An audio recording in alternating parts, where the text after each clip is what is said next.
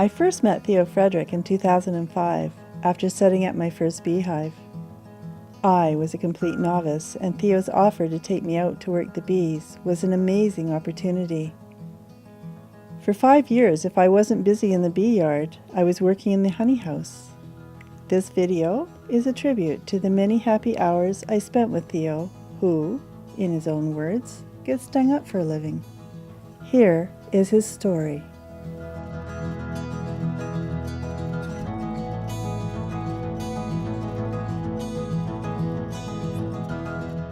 What more can I tell you? I'm a bee man. The wife had one interview once, and she told the guys, what did she say now? He's only happy if he's up to his elbows in a beehive, and she might have something there. My beekeeping goes back to the Black Sea.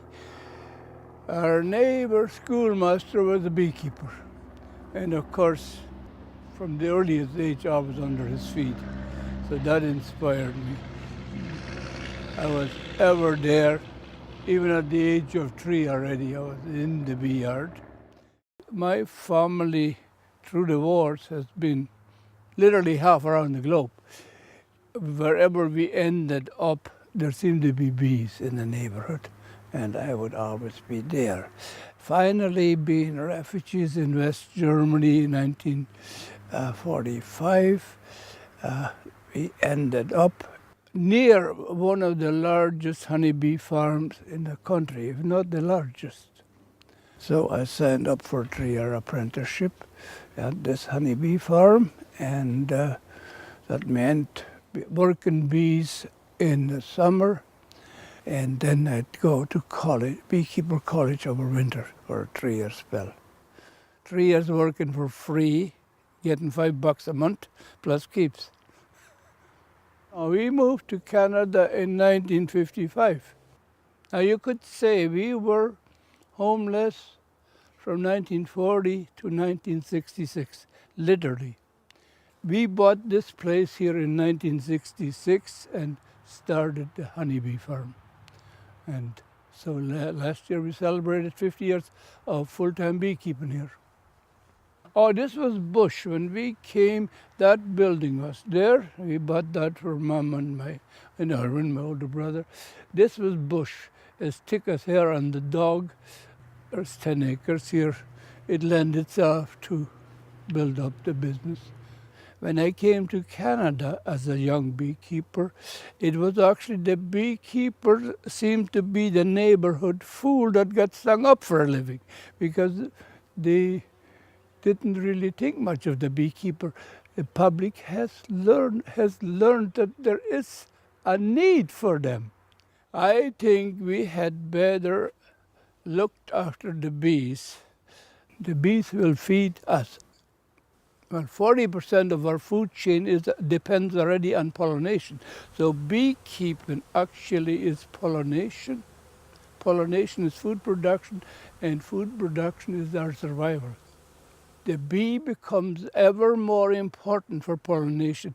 I should say the domesticated honeybee, because wild species are diminishing gradually. We are destroying nesting sites, roadsides are cut and so forth. There's fewer and fewer wild bees to pollinate, so the domesticated honeybee lends itself much better for pollination.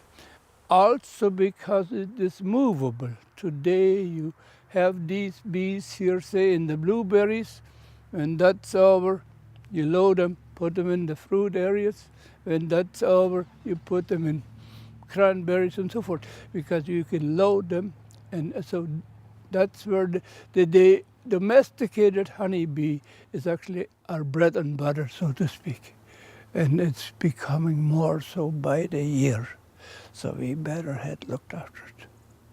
I give a monthly free workshop over the summer months. I've done so for over 25 years. This operation here is not just honey.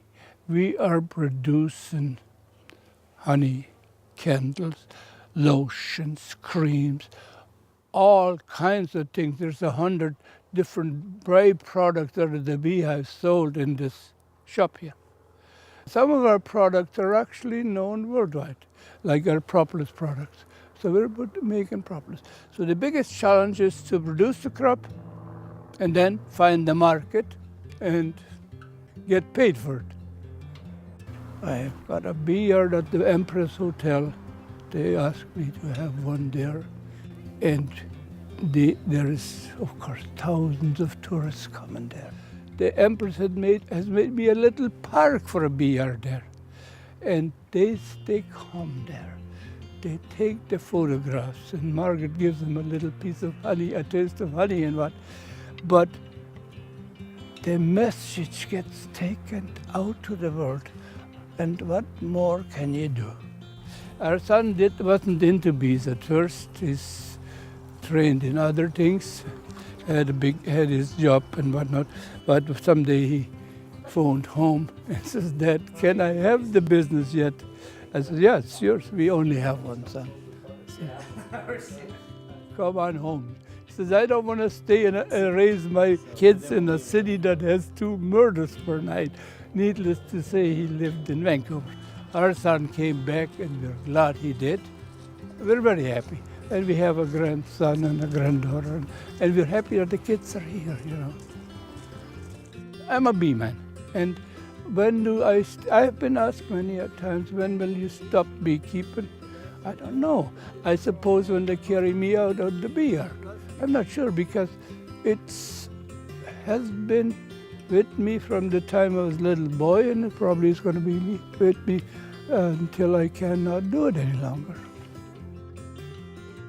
We work, yeah, we'll see if we can buy some fresh eggs. Are you okay? Yeah.